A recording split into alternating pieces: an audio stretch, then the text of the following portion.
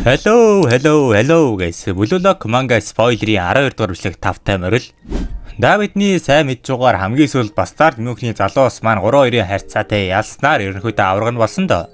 Яг тэрхүү тоглолт дуусахтай зэрэгцэн Рио болон Нагийн хувьд айгүй чухал тоглолт Барса багийн өдөөс явж байдаг л да. Өөрийнхөө цалин ахиулж шилдэг 23-т орохгүй л ерөнхийдөө дэлхийн түвшинд гарна гэдэг бодлоо байхгүй юу? Одоогоор болохоор Рио 16-д Наги 11-т байгаа. Тэгэхээр одоо энэ тоглолтоос хамаарч тэдний ранг дээшээ өсчиж болно, буурчиж болно гэсэн үг. За яг энэ үеэр болохоор Бастард Мюнхний тоглолт дуусны дараа одоо цогцлогчдод ирсэн үнийн хүсэлтийг хардаг байхгүй юу? Одоо жагсаалтыг харна гэсэн үг. Яг тэрхүү дэлгэцний хамгийн ихэнд Рийн гараад ирдэг л дээ. 240 сая йенээр. Тэгэл одоо манай Исагигийн хөлсөн цуцж байгаа юм чинь те. Ингээд Рийн ялагчлаа гэж өө гээд. Тэгтэл Исаги маань яг адилхан 1-р байранд 240 саяын одоо үнэлгээгээр гараад ирсэн байдаг. За ерөөдөө заавал Ринийг давах гээд байсан юм биш. 1-р арин л орно гэсэн Исагийн хувьд бол бүр айгүй одоо тийм баяр хөөртэй зүйл болж байгаа. За харин нөгөө талд болохоор Баачира жиг Мека тайлж яадаг л да. Айлын 3 хамгаалагчийн дундор оронгуудаа ганцаараа зохиол гол хийждэг. За энэхүү Барса болон Манчестер Сити онооны харьцаа 1-1 болсноор хоёр одоо их багш буюу одоо тэр дасгалжуулагчдаар нь орохоор болно л доо. Яг энэхүү гар хөлн мэддэхгүй өөмөнд одоо Наги өөрийнхөө тэ үн цэнийг нотлохын тулд бүр аль чадхаа л хийх гэж үүснэ. Гэхдээ Рио Нагийн давталгаа төдийлэн сайн болтгүй л дээ. Энэхүү Эйта Отоё гэх залуу бөмбөгийг нь булаагаал явж шингуудаа цохол гол хийчихнэ. Бүр амар амархан харагдулж байгаа. Манчестер Ситийн залууч нэлээдгүй сандарцгаана яг юу нь болохгүй байгааг өөрсдөө ч сайн ойлгохгүй. Наги маань ч гэсэн те яаж өөрийгөө халаах гэж ойлгохгүй байж байна.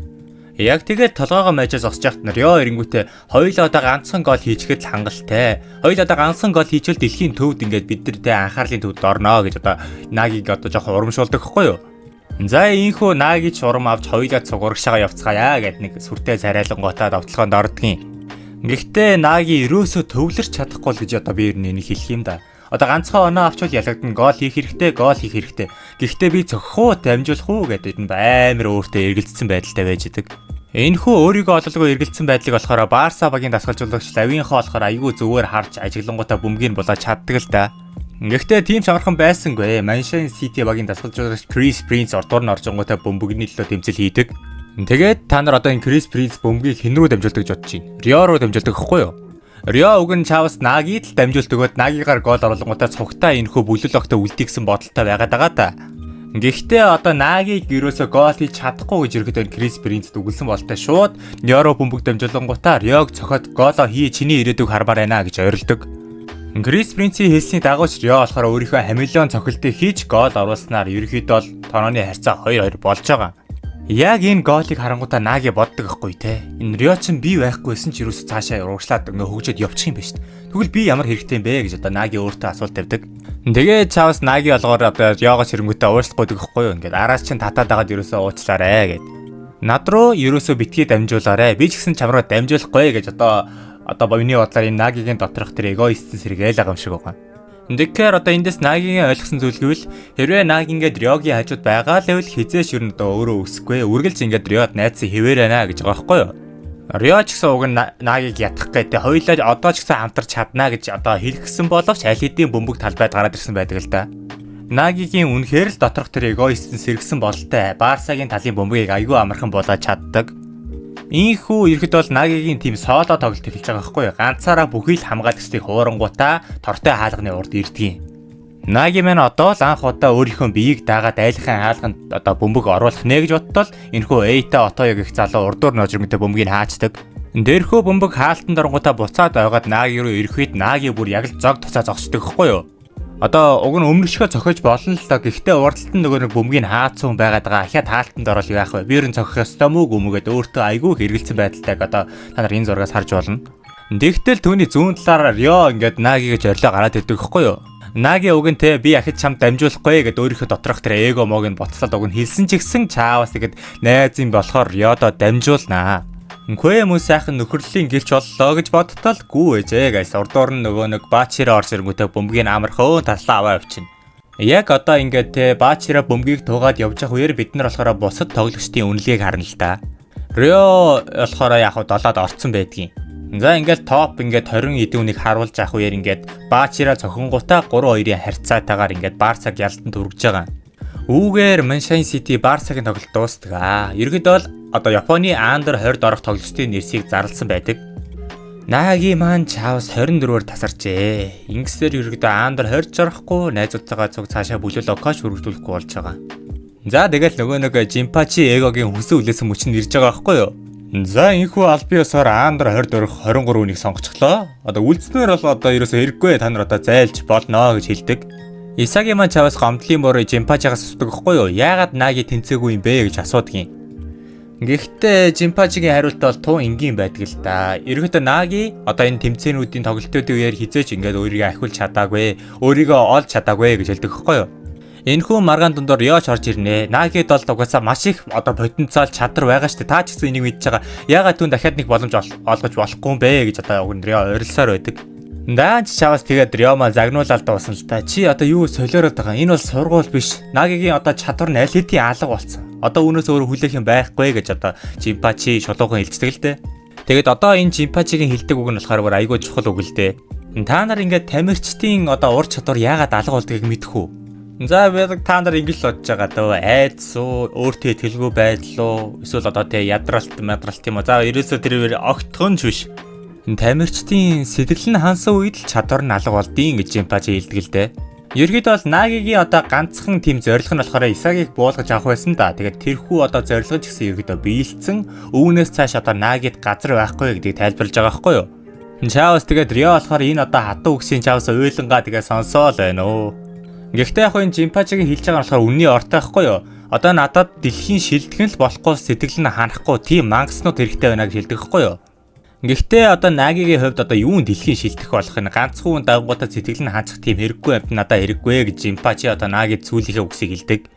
Риоч Чавс тэгээд уйлсарахад хажуунаас нь Наги дуудаа. Ерөнхийдөө Наги одоо өөрөө ерөөсөө тэгэж одоо харамсаагүй гэдгээ л одоо илэрхийлж байгаа юм байл л дээ. Тэгээ Чавс Наги маань уучлалт гуйгаал байдаг л да. Ерөөсөө бие дааж цохилт хийж чадаагүйд минь уучлаарай. Ерөөсөө тийм мундаг том өрөөдөлтөй байгаагүйд минь уучлаарай гэдэг.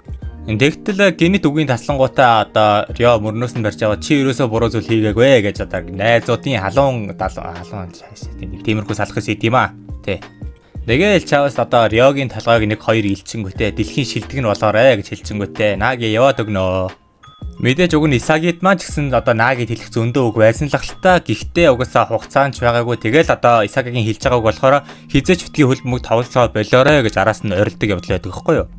За ийхүү одоо Наги лүүсерс гэх хаалганы цаагуур орж Андер 20-ын тоглолтууд удахгүй ирэх чагаа л гэсэн үг л дээ.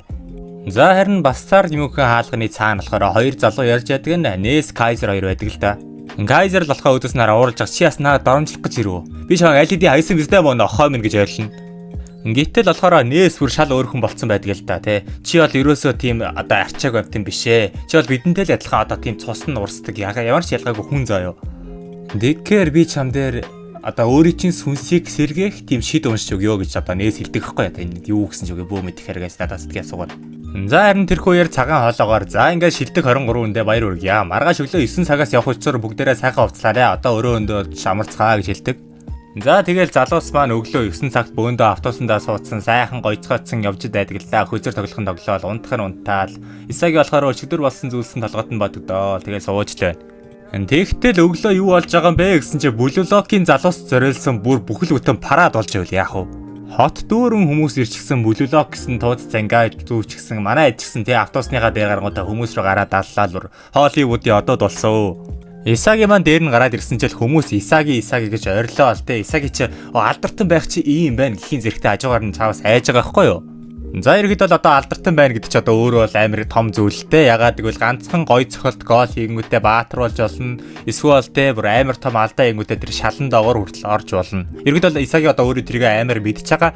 Гэхдээ энэ мэдрэмж хизээч одоо миний сэтгэлийг хангахгүй байна гэж одоо хүмүүс рүү гараад даалснаар ирэхэд те одоо шилдэг нь болно гэсэн Исагигийн мөрөөдөл стил байгаа гэдгийг бид нэр харж болно л доо. За энд ингээд нөхдүүд бүр айгүй сайхан олон төмний хүртэл болоо те ингээд жаргалтай байж идэг юм байж. Харин нөгөө талд энэхүү харанхуур өндөө цүнхөө тавиад сууж байгаа залууг л Наги гэдгээ. Наги өглөө эртлэн босноо. Ягаад гэвэл түнд явах сургууль байгаа. Тэгэл нойр мөглөн босч өөрийнхөө хайртай цэцэг цайнаа гэж хэлчихээд өөрийнхөө дөрөв товцыг өвсөнгүүтээ сургууль руугаа явдаг л да. Наги тэгээд Чавс хөөрхөн сургуультай алдартай л да. Одоо царайлаг болохоор л алдартай ах л да. Одоо энэ юу хийдэг ч залуу юм бөө мэд. Гэхдээ энэ залуу хичээлдээ огтхон сонирхолгүй харагдана шүү. Хичээлийн цагаар өсөж гинэ гэд одоо юу мэдчихэж байгаа багштай баригдана. За бүр сүулдэ хичээлдээ суухгүй сургуулийнхаа дээгүүр дээр бууддаг тоглоом сууж байгааг бид нар харж болно л доо. Нагигийн амьдрал их ингээл хичээлээ цараад харж байтал орой болчихно. Нэрээр Наги хөө орой харж байхдаа нэгэн самбарыг харсан байдгийн байна л та. Тэр дээр нэг хоёр хар үстэй, нэг цагаан үстэй залуу одоо юунийч тэмцээнд орж байгаа юм бөөм тэгээд ингээд амар ингээд самбар дээр байж байгаа байхгүй юу? Наги маань жоохон харж зогсож байгаа тэгэл харчин. Өдөр хоног Нагигийн хувьд урсгах шиг л болно. Гэтэ тэр сургууль дээрээ ерөөсөө найзгүй юм шиг байна л да. Одоо найзууд нь хаач байгаа бөөм. Нэгэн өдөр Наги гадаа хөлбөмбөг тоглож байгаа залуучуудыг харж л гин л дээ. Гэтэл түүний нөлөөс гинтгэн л урсаад эхэлж. Би яагаад тийм өрөвдөлтэй юм бэ? Би яагаад тийм азгүй юм бэ гэж өөрийгөө зөвхөн уйлсаар ах Нагигийн царайг бид нар харж байна.